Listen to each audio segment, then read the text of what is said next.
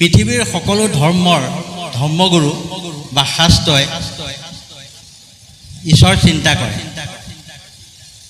ঈশ্বৰ চিন্তা কৰাৰ বিভিন্ন পদ্ধতি, কিন্তু তাৰ ভিতৰত এই ভাগৱত ধৰ্ম সকলো ধৰ্মতকৈ যে শ্ৰেষ্ঠ, গুৰুজনাই আমাক ভাগৱতৰ মাজেদি ব্যাখ্যা কৰিছে আৰু ভগৱন্তৰ মুখৰ বাণী যে আন ধৰ্মতকৈ কেনেকৈ শ্ৰেষ্ঠ হ'ল, এই কথাষাৰ বাপজনাৰ পৰা আমি জানিবলৈ বিচাৰিছোঁ। ভুল হ'লে বাপজনা কৰিম। বাপজনাৰ চৰণ কমলৰ যোগেদি আমি আপোনাসৱ মহামহন্তৰ দুখানী অভয় চৰণত ভক্তি সেৱাভাগী নিবেদন কৰা হৈছে। ইতিমধ্যে পদত এই কথাটো আগবঢ়াই দিয়া হৈছে, আন ধৰ্মে তন্ত্ৰে মন্ত্ৰে বহু ছিদ্ৰ হয়, ভাগৱত ধৰ্মে নাহি শিষব সংশয়। আন ধৰ্ম তন্ত্ৰ মন্ত্ৰ আশ্ৰয় কৰিলে জীৱৰ যি অপৰাধ ৰৈ যায়, ভাগৱত ধৰ্মত সেই অপৰাধবিলাক নাথাকে। কিয় নাথাকে? ভাগৱত ধৰ্ম হ'ল, ভাগৱতৰ পদে সিদ্ধান্ত দিছে, ঋষি মুখে আন ধৰ্ম কৰায়া বেকত, কহিলা আপোন মুখে নিজ ধৰ্ম যত। ভাগৱত ধৰ্ম শ্ৰীমুখ ভগৱন্ত পুৰুষৰ শ্ৰীমুখৰ দ্বাৰা নিগৰিত তত্ত্ব, সেইকাৰণেহে ভাগৱত ধৰ্ম শ্ৰেষ্ঠ। প্ৰথম কথা, কাৰণ ভাগৱতৰ দ্বিতীয় স্কন্ধত আমাক এই সিদ্ধান্তটো দিয়া হৈছে, বৈকুণ্ঠৰ শাস্ত্ৰ কৃষ্ণ মুখৰ বচন। ভাগৱত ঘটিয়াম বাটিয়াম মানুহ এজনে কোৱা কথা নহয়। ভাগৱত আমি যিজনক দিনে ৰাতিয়ে চিন্তা কৰোঁ, জীৱবিলাকে, সি হিন্দুৱে হওক, মুছলমানেই হওক, খ্ৰীষ্টিয়ানেই হওক, কোনো কথা নাই। আমি যিজনক উপাসনা কৰোঁ, এক সৰ্বশক্তিমান তত্ত্বক উপাসনা কৰোঁ, আৰু সেই তত্ত্বৰ নাম প্ৰত্যেক ধৰ্মগুৰুৱে বেলেগ বেলেগ ধৰণে দিছে, সেইটো শুদ্ধ। কোনোবাই গড বুলি কৈছে, কোনোবাই আল্লাহ বুলি কৈছে, কোনো কথা নাই। এক সৰ্বশক্তিমান তত্ত্বক আমি উপাসনা কৰোঁ প্ৰত্যেকেই, আৰু সেই উপাসনা কৰা শক্তি তত্ত্বই নিৰ্গুণ নিৰাকাৰৰ পৰা সগুণ সাকাৰ এটা ৰূপ ধাৰণ কৰিছে, আৰু সেই ৰূপত তেওঁ শ্ৰীমুখৰ দ্বাৰা নিজে প্ৰকাশ কৰিছে। বৈকুণ্ঠৰ শাস্ত্ৰ কৃষ্ণ মুখৰ বচন, আৰু কি তত্ত্বক পায় যেই সেইজন। শুদ্ধভাৱে লৈলে যিটো কৃষ্ণত শৰণ, ভক্তিৰ প্ৰভাৱে নিৰ্মল হৈল মন। যেতিয়া শুদ্ধভাৱে আমি জীৱতত্ত্বই কৃষ্ণৰ চৰণত শৰণ গ্ৰহণ কৰিম, তেতিয়াই আমাৰ অন্তৰ বা মন শুদ্ধ হ'ব, আৰু শুদ্ধ অন্তৰৰ দ্বাৰাহে ভগৱন্তৰ এক কণিকা কৃপা লাভ হয়। আৰু এইটোৱে হ'ল ভাগৱত ধৰ্মৰ মূল বিষয়বস্তু। আৰু ভাগৱত ধৰ্মৰ বিষয়ে প্ৰকাশ কৰা কৰ্তাজন হ'ল আমাৰ উপাস্য তত্ত্ব স্বয়ং ভগৱন্ত। আৰু ইয়াৰ বিষয়ে যদি আমি পুনৰ চিন্তা কৰোঁ, তেতিয়াহ'লে আমি উত্তৰ এটা লাভ কৰিম যে হিন্দু ধৰ্মৰ উপাস্য তত্ত্ব কৃষ্ণ উপাসনা কৰাৰ স্থল নাম হ'ল মন্দিৰ, আৰু হিন্দু ধৰ্মৰ ধৰ্মগ্ৰন্থখনৰ নাম হ'ল গীতা। যদি আমি ইংৰাজীত বানান কৰোঁ, তেতিয়াহ'লে মন্দিৰ শব্দটো ইংৰাজীত লিখিলে আমি বৰ্ণ পাম 6টা, সংখ্যা পাম 6। MONDIR মন্দিৰ, 6টা বৰ্ণ আছে, 6 সংখ্যা। আৰু ধৰ্ম গ্ৰন্থখনৰ নাম হ'ল গীতা, GEETA গীতা, মানে 5টা বৰ্ণৰ সমাহাৰ। 6ৰ পৰা যদি 5 বিয়োগ কৰা যায়, অৰ্থাৎ উপাসনাস্থলী নামৰ পৰা যদি ধৰ্ম গ্ৰন্থখনৰ সংখ্যাটো বিয়োগ কৰা যায়, তেতিয়াহ'লে উত্তৰটো পাম 1। অৰ্থাৎ হিন্দু ধৰ্মৰ সিদ্ধান্ত হ'ল ঈশ্বৰ এজন, এক দেৱ এক সেউ, একত বিনে নাই কেও। আৰু সেই ঈশ্বৰজনে নিজ মুখে কৈ থৈ যোৱা এই বাণীক ভাগৱত ধৰ্ম বুলি কোৱা হৈছে। তাৰপিছত বাকী ধৰ্ম খ্ৰীষ্টিয়ান ধৰ্ম যদি আমি চিন্তা কৰোঁ, মুছলমানসকলৰ যিটো ধৰ্ম, সেই ধৰ্মক যদি আমি চিন্তা কৰোঁ, তেতিয়াহ'লে দুয়োটা ধৰ্মতে আমি এই উত্তৰটো লাভ কৰিব পাৰিম যে ধৰ্ম দুভাগীৰ নাম হ'ল বাইবেল আৰু কোৰাণ, আৰু উপাসনা কৰা স্থলীৰ নাম হ'ল গীৰ্জা, মানে ইংৰাজীত চাৰ্চ বুলি কয়, আৰু মছজিদ বুলি কোৱা হয়। এই মছজিদ আৰু চাৰ্চ ইংৰাজীত যদি বানান কৰোঁ, দুইটাতে ছটা বৰ্ণ আছে। আৰু উপাসনা কৰা স্থলী এই 6 সংখ্যাটোৰ পৰা ধৰ্মগ্ৰন্থ বাইবেল আৰু কোৰাণ দুইটাতে থকা 5টা বৰ্ণ যদি বিয়োগ কৰা যায়, তেতিয়া উত্তৰ পাম আমি 1। তাৰমানে হিন্দু ধৰ্ম আৰু ইছলাম ধৰ্ময়ো খ্ৰীষ্টিয়ান ধৰ্ময়ো এটাই সিদ্ধান্ত দিছে যে ঈশ্বৰ এজন, অৰ্থাৎ এজন ঈশ্বৰক সেৱা কৰিলে জীৱৰ মংগল সাধন হয়। সেইকাৰণে ভাগৱত ধৰ্ম শ্ৰেষ্ঠ। আৰু ভাগৱত ধৰ্ম বুলি ক'লে আমি আৰু এটা কথা চিন্তা কৰিব লাগিব, শ্ৰীমদ ভাগৱত বুলি কোৱা হৈছে। শ্ৰী মানে হ'ল 3টা বৰ্ণৰ সমাহাৰ, তালব্য স যোগ ৰ যোগ দীৰ্ঘই সমান শ্ৰী। এতিয়া 3টা বৰ্ণৰে আমি পৰিচয়টো দাঙি ধৰোঁ, কিন্তু এদিন আমাৰ সেই 3টা বৰ্ণৰে পৰিচয় দাঙি ধৰা শ্ৰীটো বিপৰীতে আমি প্ৰত্যেকে চন্দ্ৰবিন্দু স্বৰ্গীয় প্ৰয়াত শব্দটো ব্যৱহাৰ কৰিবলৈ লওঁ। কিয়? কোনোবাই নামটো সুধিলে বোলে শ্ৰী আমুক বৰা, আমুক গগৈ, আমুক শইকীয়া বুলি কওঁ, শ্ৰীটো প্ৰথম প্ৰকাশ কৰোঁ। কিন্তু এদিন এনেকুৱা এটা সময় আহি পৰে, শ্ৰীটো আঁতৰাই আমি চন্দ্ৰবিন্দু এটা লিখি দিওঁ। কোনোবাই প্ৰয়াত বুলি লিখোঁ নামটোৰ আগত, আৰু কোনোবাই স্বৰ্গীয় বুলি লিখোঁ। কিয়? তাৰমানে কি শক্তিটো আঁতৰি গ'ল, যাৰ বাবে আমি শ্ৰীৰ ঠাইত বাকী 3টা শব্দ ব্যৱহাৰ কৰোঁ।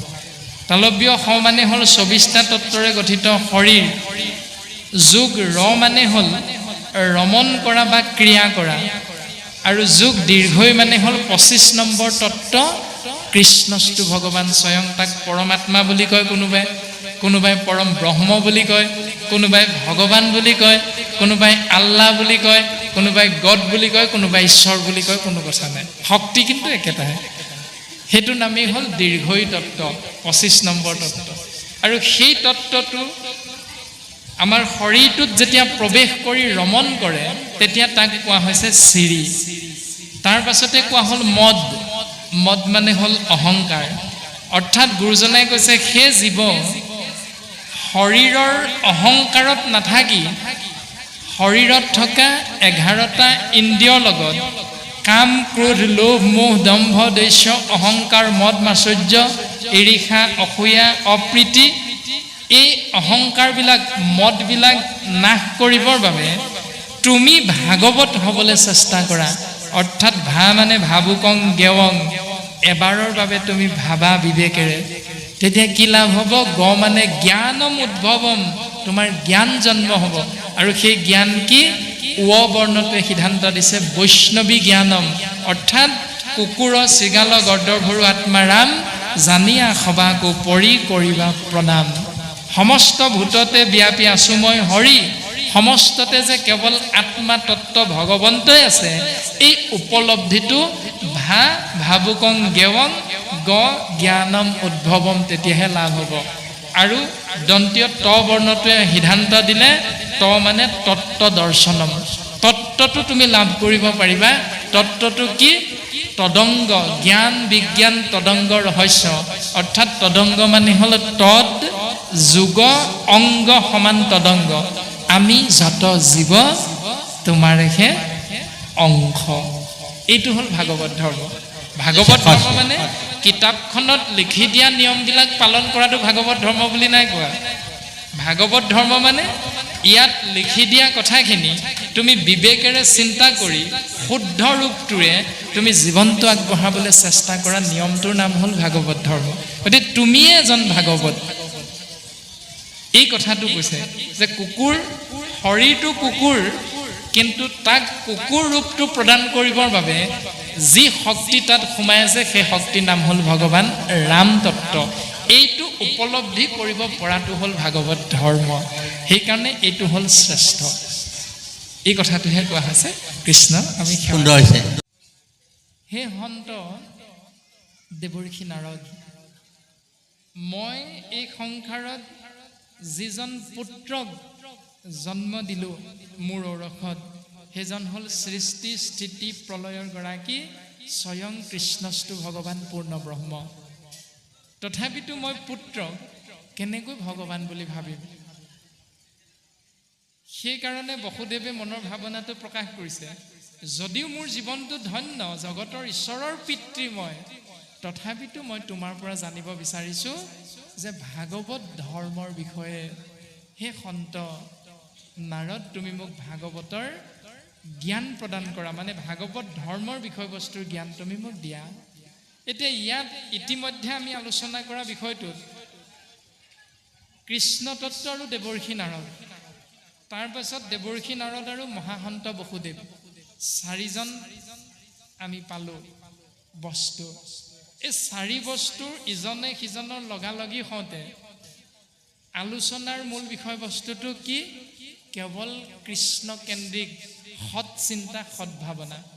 আৰু আপুনি আমি যেতিয়া বাস্তৱসন্মত পৃথিৱীখনত তিনিআলি চাৰিআলিত লগালগি হ'ম, তেতিয়া আপোনাৰ মোৰ আলোচনাৰ মূল বিষয়বস্তু কি? বোলে ল'ৰা কিমান পালেগৈ, চাকৰি বাকৰি হ'লনে, বোলে ছোৱালী বিয়া দিব পৰা হৈছেনে? আপোনাৰ মোৰ আলোচনাৰ মূল বিষয়বস্তু এয়া। অথচ আপুনি আমি সমাজত কিন্তু ভকত, দিনে ৰাতিয়ে ভাগৱত শুনিছোঁ, দিনে ৰাতিয়ে ভাগৱত কীৰ্তন কৰিছোঁ, তাৰ পাছতো নামঘৰলৈ গৈ আপোনাৰ মোৰ আলোচনাৰ কেন্দ্ৰবিন্দু কিন্তু বিষয় হৈ পৰে। আৰু মহাসন্তসকলে যেতিয়া ইজনে সিজনক লগ পায়, তেতিয়া তেওঁলোকৰ আলোচনাৰ মূল বিষয়বস্তু হৈ পৰে কেৱল কৃষ্ণকেন্দ্ৰিক। পাৰ্থক্যখিনি আমি বুজি লৈ সেই পাৰ্থক্যখিনি আমি নৎসাত কৰি শাস্ত্ৰৰ মতেৰে জীৱন আমি আগবঢ়াবলৈ চেষ্টা কৰিব লাগে। ৰাম দেৱৰ মায়ায়ে মূৰ মোহ ভৈল মন, পুত্ৰ কামে কৃষ্ণক কৰিলো আৰাধন, যদ্যপি মুকুতি দেন্ত মুকুন্দে সদায়, তাংকু নবাঞ্চিলো পূৰ্বে পুত্ৰক আশায়, যেনমতে তৰু আবে সংসাৰৰ ক্লেশ, মহামুনি দিও মোক সেহি উপদেশ। 12,000 বছৰ তপস্যা কৰিছে বসুদেৱ আৰু দৈৱকীয়ে। পূৰ্বজন্মত পৃষ্ণি নামে মহাসতী আৰু সুতপা নামে প্ৰজাপতি, বসুদেৱ দৈৱকী পূৰ্বজন্ম। 12,000 বছৰ তপস্যা কৰিলে। তপস্যা কৰাৰ অন্তত বিচাৰিব লাগিছিল ভক্তি, যাৰ দ্বাৰা জীৱৰ মুকুতি হয়। আৰু বিচাৰিলোঁ তোমাৰ নিচিনা এটি পুত্ৰ হ'লে সন্তুষ্ট। তাৰমানে পুনৰ বিষয়ৰ মাজলৈ যাবলৈহে ইচ্ছাটো কৰিলোঁ। সেইকাৰণে সেই মহামুনি দেৱৰ্ষি নাৰদ এই মহাক্লেশ ৰূপী সংসাৰৰ মাজত আমি যি আবদ্ধ হৈ পৰিলোঁ, এই বন্ধনৰ পৰা মুকলি পোৱাৰ উপায়টো তুমি আমাক এক কণিকা কৃপা কৰা হে দেৱৰ্ষি। এই বুলি মহাসন্ত বসুদেৱে দেৱৰ্ষি নাৰদৰ চৰণ কমলত সেৱা নিবেদন কৰিছে। আৰু সেই সেৱাত সন্তুষ্ট হৈ দেৱৰ্ষি নাৰদে উত্তৰ প্ৰদান কৰিছে, হে সন্ত বসুদেৱ, তুমি যি প্ৰশ্ন সুধিলা ভাগৱত ধৰ্ম, ইয়াৰ বিষয়ে আমি তোমাক নিজৰ মতেৰে একোকে নকওঁ।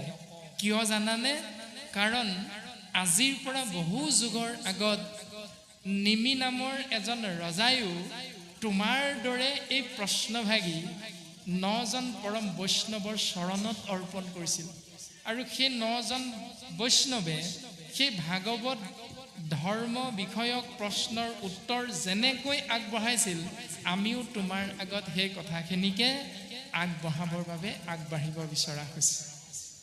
এনেধৰণে কাহিনীটো আগবঢ়াই আনিছে আৰু পাঠাচাৰ্য দুইজনা বাপে ইতিমধ্যে এইখিনি পাঠ আগবঢ়াই গ'ল। তথাপিতো আমি তেৰা সমস্তক অকণমান পাঠ য'ত এতিয়া ৰৈ আছে তেওঁলোক তাৰ পৰা পাঠ অকণমান আগবঢ়াই দিয়ক। আমি পুনৰ পাঠৰ মাজলৈ আগবাঢ়িম।